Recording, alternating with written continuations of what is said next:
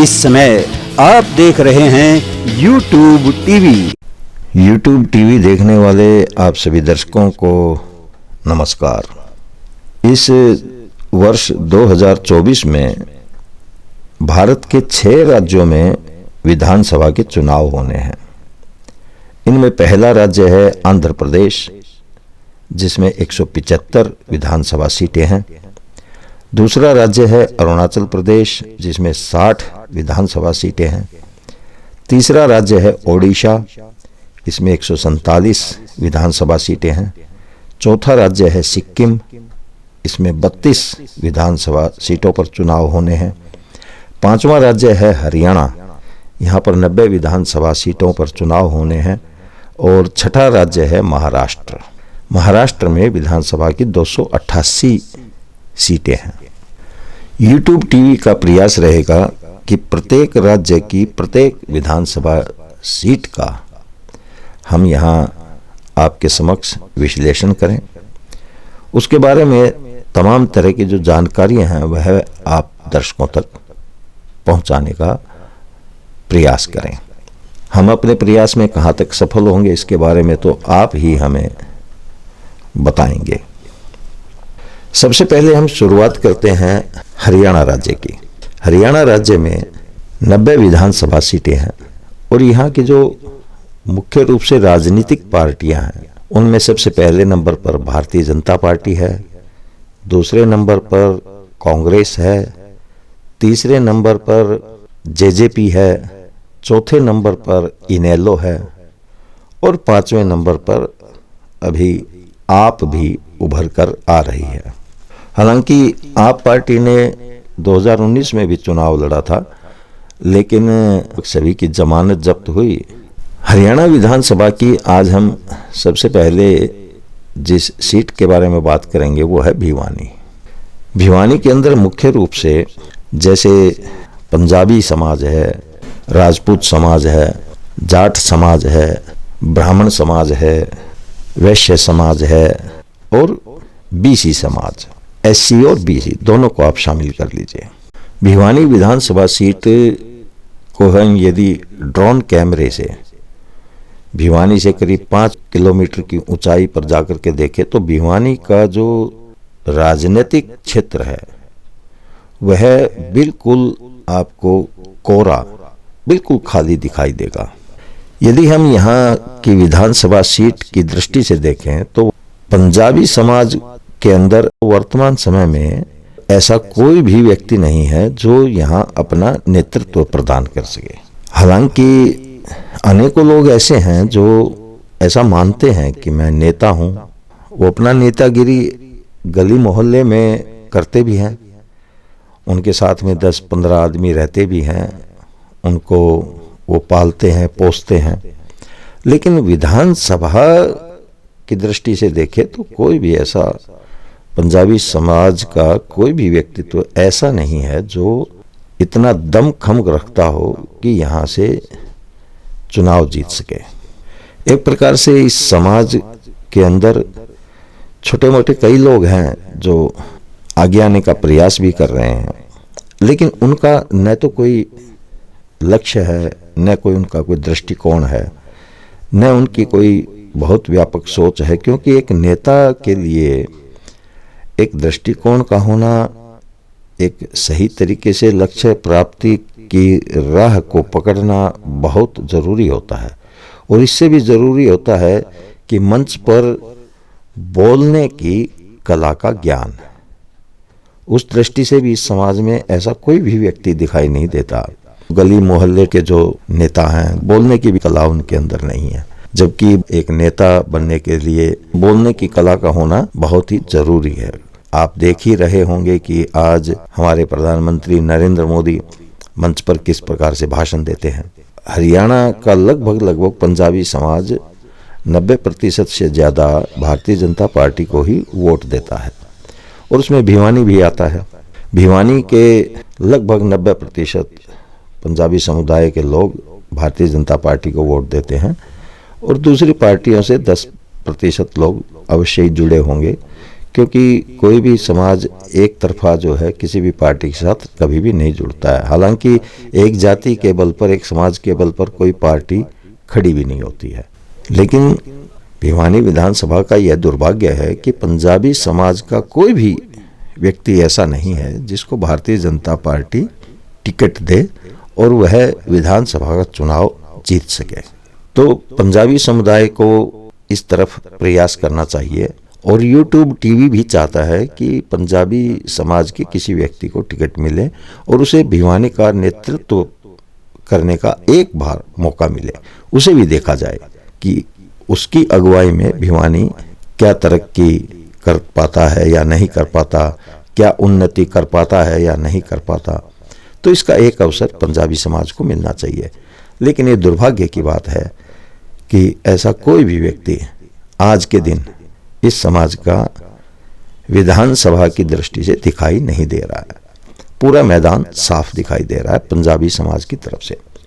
जो प्रत्याशी जाने अनजाने में प्रबल राजयोग पाने के लायक कर्म नहीं कर पाता है तो वह दुर्योधन की तरह चाहे कितना भी सयाना, चालाक, समीकरणबाज, धनवान या बाहुबली क्यों न हो, उसकी चुनाव में हार अवश्य होती है।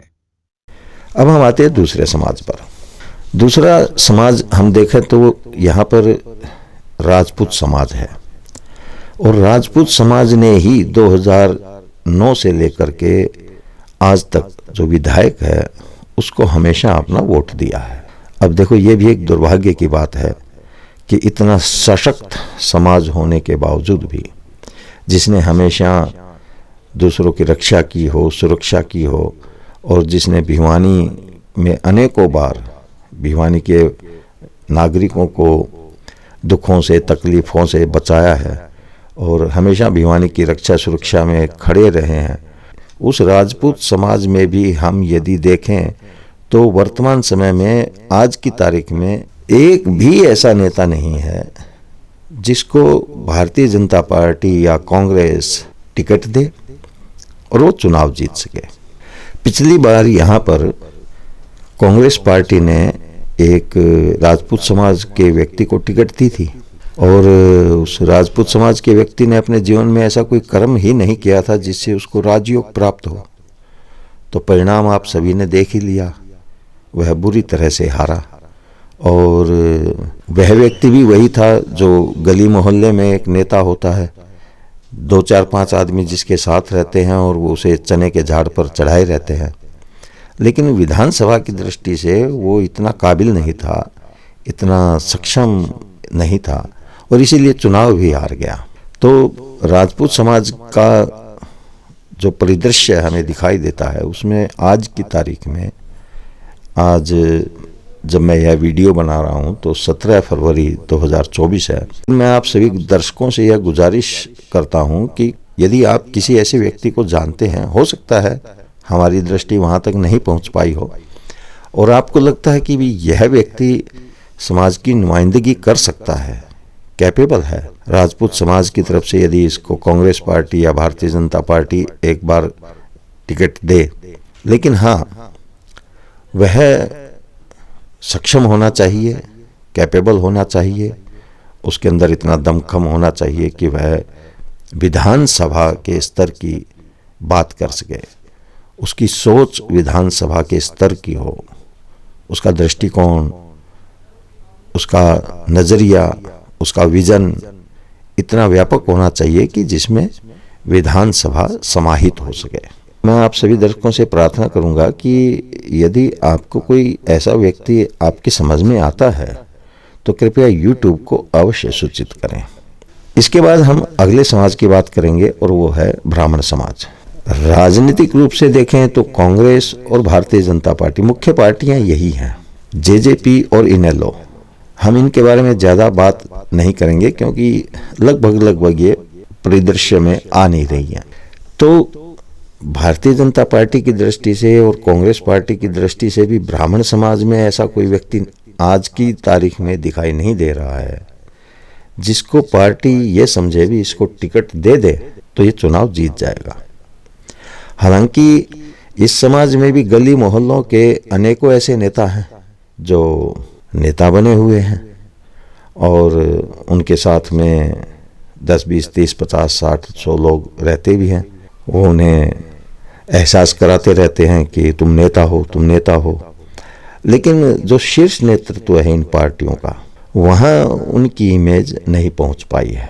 अभी पिछले दिनों इसी समाज ने भिवानी में 3-4 प्रोग्राम आयोजित किए थे। मैं उन प्रोग्रामों के बारे में आपको बताना चाहूँगा कि एक प्रोग्राम तो यहाँ पर ऐसा था जिसमें भारत के हैवीवेट पहलवान, ओलंपिक पदक विजेता पहलवान को बुलाया गया था। क्योंकि एक कार्यक्रम शहर में हो रहा था तो YouTube TV भी वहाँ पहुँच गया। दर्शकों, मैं आपको बताना चाहूँगा, वहाँ मंच पर जो YouTube TV ने देखा वो ये था कि हम उस कार्यक्रम की तुलना उस पहलवान के व्यक्तित्व से कर रहे थे कि यह वही पहलवान है जिसको बड़ौदा से भारतीय जनता पार्टी ने अपना उम्मीदवार बनाया था। आज के दिन भारतीय जनता पार्टी एक ऐसी पार्टी है जिसकी टिकट पाने के लिए लोग अपनी किडनी तक बेच देना चाहते हैं। लेकिन भारतीय जनता पार्टी ने इस पहलवान को बुलाकर टिकट दी और बड़ौदा से चुनाव लड़वाया। लेकिन ये वो वहाँ पर चुनाव जीत नहीं पाया। खैर, प्रबल राजयोग पाने वाला कोई कर्म तो यह नहीं कर पाया होगा, लेकिन क्योंकि ओलंपिक पदक विजेता था, व्यक्तित्व था, तो फिर भी चुनाव ये हार गया। मैं उस प्रोग्राम से, उस कार्यक्रम से उस हार की तुलना कर रहा था। बड़ा अजीब लग रहा था मुझे देखने में कि कहाँ मतलब ओलंपिक पदक विजेता पहलवान और किस प्रकार से मतलब वहाँ जो ट्रीट किया जा रहा था वो यहाँ बताने के लायक मेरे पास उसके लिए शब्द नहीं है। समाज का व्यक्ति होने का यह मतलब नहीं है कि हम अपने व्यक्तित्व को किसी की पॉकेट में डाल दें। अब जैसे पॉकेट से मुझे याद आया कि इसी समाज के एक राज्यसभा के सदस्य हैं डीपी वत्स। तो मेरे एक मित्र हैं मुंबई में, उन्होंने मुझसे संपर्क किया कि अमन जी, मैं जितना भी रुपया लगेगा, लाख करोड़ जितना भी लगेगा वो रुपया मैं लगाऊंगा, और क्यों न हरियाणा के सभी गांवों में एक ब्राह्मण समाज का संगठन तैयार किया जाए, आप मेरी इसमें मदद करो। मैंने कहा भी मैं क्या कर सकता हूँ। तो उसने कहा कि वर्तमान समय में राज्यसभा के सदस्य हैं डीपी वत्स साहब, और मैंने सुना कि ये बड़े अच्छे आदमी हैं, तो इनसे मिला जाए, हम उनके बैनर तले और ब्राह्मण समाज को संगठित एकत्रित करेंगे, तो इससे लोगों में ये भी संदेश जाएगा भी, क्योंकि डीपी वत्स तो चुनाव लड़ने वाले हैं नहीं, वो तो राज्यसभा के मेंबर हैं, तो एक गैर राजनीतिक संगठन तैयार हो जाएगा और इसमें जो भी रुपया लगेगा वो मैं लगाऊंगा, मुझे इसमें आपकी मदद चाहिए। मैंने डीपी वत्स साहब को फ़ोन लगाया तो इन्होंने हमें मिलने के लिए समय दिया। हम करीब रात को 7-8 बजे शाम के समय जो है हम इनके घर पर पहुँचे। तो वहाँ जाने के बाद जब इंट्रोडक्शन होने लगा तो हमने अपने बारे में पूरा बताया कि ये HC गौतम हैं जो बॉम्बे रहते हैं और दिल्ली से बिलोंग करते हैं, मैं भिवानी से बिलोंग करता हूँ और YouTube TV में चलाता हूँ। तो वत्स साहब ने कहा कि भी भिवानी तो मैं बहुत बार गया हूँ, भिवानी तो मैं आता जाता रहता हूँ, आप कभी दिखाई नहीं दिए। तो मैंने वत्स साहब को कहा कि देखो, आप आते हैं जाते हैं, मुझे भी इसके बारे में पता है, लेकिन आप जहाँ जाते हैं या आपको जो बुलाता है तो वो एक व्यक्तिगत कार्यक्रम होता है, और फिर मैं बिना बुलाए उसमें कैसे जाऊं, बिना बुलाए मैं वैसे भी जाता नहीं, ये मेरा एक नियम है। तो उन्होंने कहा कि भिवानी शहर के तो सभी लोग आते हैं मिलने के लिए, लेकिन आपको कभी नहीं देखा। तो मैंने कहा डीपी वत्स साहब, ऐसा है कि आप जब भिवानी जाते हैं तो आपको कोई अपने पॉकेट में रखता है, और वो जो पॉकेट वाला है उसकी वहाँ पर इच्छा काम करती है, वह चाहे तो आपको दिखाता है और चाहे तो आपको नहीं दिखाता। और मैं मतलब मेरे ऊपर ये सिस्टम लागू हो नहीं पा रहा, तो मैं फिर जो है, और वैसे भी बिना बुलाए मैं क्यों जाऊँ किसी के कार्यक्रम में। तो खैर इसके बाद हमारी बातचीत शुरू हुई और हमने बताया कि वत्स साहब आप राज्यसभा के सदस्य हैं और HC गौतम साहब जो है वो सारा खर्चा लगाएंगे, हम चाहते कि भी इस समाज को राजनीतिक रूप से इसकी आवाज़ बुलंद करने के लिए पूरे हरियाणा के प्रत्येक गांव में हम एक संगठन को तैयार करें। हमें सिर्फ आपका नाम चाहिए, भाई आपके नेतृत्व में किया जा रहा है। तो दर्शकों, वत्स साहब ने हमें बताया कि भाई देखो, मैं तो रिटायर सेना का अधिकारी रहा हूँ। पहले भूपेंद्र सिंह हुड्डा जी ने मुझे मान सम्मान दिया और अब मैं राज्यसभा का सदस्य भारतीय जनता पार्टी ने बना दिया हूँ। तो ये जो आपका कॉन्सेप्ट है लोगों को संगठित करने का, इकट्ठा करने का, मुझे ये सूट नहीं कर रहा है। मतलब लोगों को इकट्ठा करना, और ये मतलब मैं इनका क्या करूँगा? भाई मैं तो राज्यसभा का सदस्य हूँ, मुझे चुनाव तो लड़ना है नहीं और मैं भविष्य में भी चुनाव नहीं लड़ूंगा। तो समाज जैसे आप इकट्ठा करोगे, लोगों को बुलाओगे या इकट्ठा करोगे, तो मतलब इसमें मेरा कोई इंटरेस्ट नहीं है। अब हमारे कॉन्सेप्ट को वो किस दृष्टि से समझ पाए या नहीं समझ पाए तो वो तो मैं नहीं कह सकता, लेकिन जो समाज के प्रति जो हम जिस भाव से गए थे तो हमारा कॉन्सेप्ट उन्होंने रिजेक्ट कर दिया। तो इसी प्रकार से यहाँ पर भिवानी के अंदर एक और कार्यक्रम हुआ, उसका नाम भी समाज के नाम पर ही रखा गया। और हमने तो ये सुन रखा था कि इसमें 5 लाख लोग आएंगे, भारत के हर शहर से, हर कस्बे से, हर गांव से लोग यहाँ पहुँचेंगे, बल्कि विदेशों से भी लोग यहाँ आएंगे। तो एक मन में जिज्ञासा थी कि भी चल कर के देखा जाए कि कौन आया है, कितने लोग आए हैं। 5 लाख की संख्या बताई जा रही है, तो कम से कम 5,000 तो आने चाहिए। तो ऐसा मैं मन में धारणा लेकर के वहाँ पहुँचा। तो लेकिन वहाँ जाने के बाद जो देखा, हालात ये थे कि वहाँ हज़ारों की संख्या में जो कुर्सियाँ थी वो बुरी तरह से दहाड़े मार मार कर रो रही थी। और 11 फरवरी को बड़ा भव्य प्रोग्राम होगा। हिंदुस्तान के हर कोने से यहाँ पे लोग इकट्ठे होंगे और कुछ लोग बाहर से भी आ रहे हैं, दूसरे देशों से भी आ रहे हैं।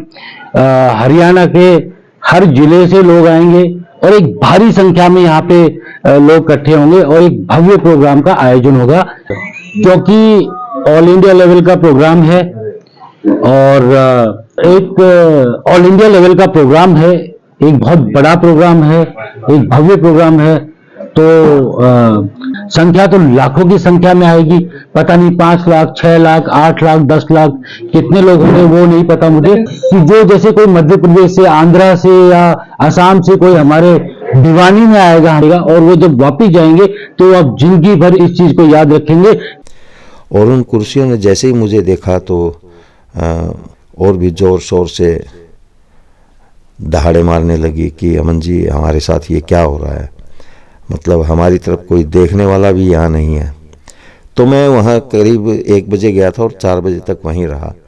करीब 100-150 कुर्सियों पर मैं 1-1 मिनट बैठ करके मैंने उनको ढाढ़स बंधाया कि आप ज़्यादा परेशान न हों, दुखी न हों। अगले प्रोग्राम में मैं आपको इस प्रकार के कार्यक्रम में पहुंचाऊंगा कि वहाँ पर आप पर कम से कम 3-3 लोग तो अवश्य बैठें। तो कुर्सियाँ मुझे बता रही थी कि हमारी इतनी वैल्यू है, हमारे लिए तो लोग पता नहीं क्या क्या करते हैं और देखो हमारी कैसी दुर्गति हो रही है यहाँ पर। और इस कार्यक्रम का जो एक प्रकार से मैं आपको निचोड़ बताना चाहूँगा कि इस कार्यक्रम का एक मैसेज जो बड़ी बड़ी पार्टियों के शीर्ष नेतृत्व तक पहुँचा है, वो ये पहुँचा है कि यह समाज बिल्कुल भी संगठित नहीं है। यदि कोई पार्टी इस समाज के व्यक्ति को टिकट भी देना चाहती होगी ना, तो 11 फरवरी के बाद उसने अपना मन बदल लिया होगा। इसका ये इम्पैक्ट गया है। अब देखो, इसी समाज के एक व्यक्ति हैं जो इस कार्यक्रम में शामिल थे, वो क्या कह रहे हैं, एक बार आप सुनिए। इसमें एक आदमी की बेइज्जती नहीं हुई भाइयों, पूरा ब्राह्मण समाज की बेइज्जती हुई है। ठीक है, यो भाई था हमारा, और यो भाई जो बड़े बड़े नेता है ना, जो बड़ी बड़ी पार्टियों से टिकट लेना चाहते हैं, टिकट आती हैं ब्राह्मण समाज के, सारा ब्राह्मण समाज की बेइज्जती हुई है जो प्रोग्राम फ्लॉप हुआ है।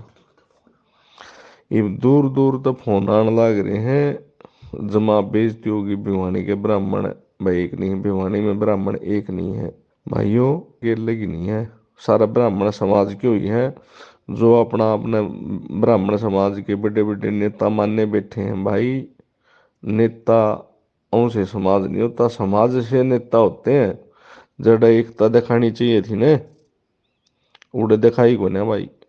ये इसलिए फ्लॉप होया प्रोग्राम। अपने नेता अपने समाज तक अपना अपना बड़ा मानने लग गए और वो समाज के साथ नहीं आए। अगर समाज के साथ आते, ब्राह्मण समाज को अपना मानते, तो की बेइज्जती नहीं होनी थी। इसमें पूरे समाज की बेइज्जती हुई है भाई। बहुत दूर दूर तो फोन आने लग रहे हैं, काल के रोवा हजमा। लेकिन लोग जो इसके साथ लगे हैं वो अच्छे दिखाई नहीं दिए। इसी कार्यक्रम से एक व्यक्ति और भी जुड़े हुए थे, उनका क्या कहना है जरा आप ये भी सुनिए। सही बात है भाई साहब आपकी, पर कुछ भविष्यणा न की वजह तो होया ही यो काम। 2-4 भविष्यण तो इसे थे, 5 साल तक साथ रहा करते, 10 महीने घर लूट लूट रुपये खाया करते। सुबह 7 बजे 8 बजे लाग के फोन मिलाने कि भाई यो सब न बुलाओ से, नू करे से, यो राजनीति करेगा भविष्य में, यो नू करेगा, इसने नू है। पर 2-4 आदमी थे चोर टाइप के, वे कर गए इस काम का हिसाब बेड़ा गर्क। उन पर आदमी उदमी किम्मे को नहीं थे, उन पर डेयरी थी, इसके साथ रहा करते भाई। उस डेयरी में तो फोन मार मार आदमी ने नाट के प्रोग्राम में ना आओ, प्रोग्राम में ना आओ। बाहर के जितने भी आदमी थे, वह डेयरी 2-4 टाबरा पे थी, वे डूब गए काम ने। देखिए एक आदमी और क्या कह रहा है, ये भी सुनिए जरा। स्टेज को प्रतिनिधि और सबकी में चौधरी बना के खड़े कर दिए। नुकुन बेरा रावण का भी दरबार ला गया करता और विभीषण भी उड़े बैठा करता, और यो दरबार में विभीषण खड़े थे। मैं फिर भी नहीं समझी, प्रकार सा काम करवा दिया स्टेज पर भी, के बतावा। और कलाकार आदमी केडी कुलदीप कौशिक स्टेज पर कौन बिठाया, राजू नंगल चाचा स्टेज पर कौन बुलाया, और मौजूद आदमी सरपंच साहब आ रहे थे, विधायक साहब आ रहे थे, स्टेज पर कौन बिठाए। क्या का प्रोग्राम भाई, उन विभीषणा ने तो कौन बैठने दिए, अगर वे बैठ गए तो फिर पूछ किस तरह करेगा। भविष्यणा के समझ में कड़ा हुआ, 2-4 भविष्यण थे। और किमें वाह बात, ये लीडर धुरंधरी से पैदा हो रही है, ना जीतेंगे ना जीतने देंगे। वे विभीषण भी कौन थे, वे तो चोर थे, चोर बहुत बड़े। उनका टेंट हाथ कौन लगे, वे टेंट पाड़ के ले जाए बेच दें।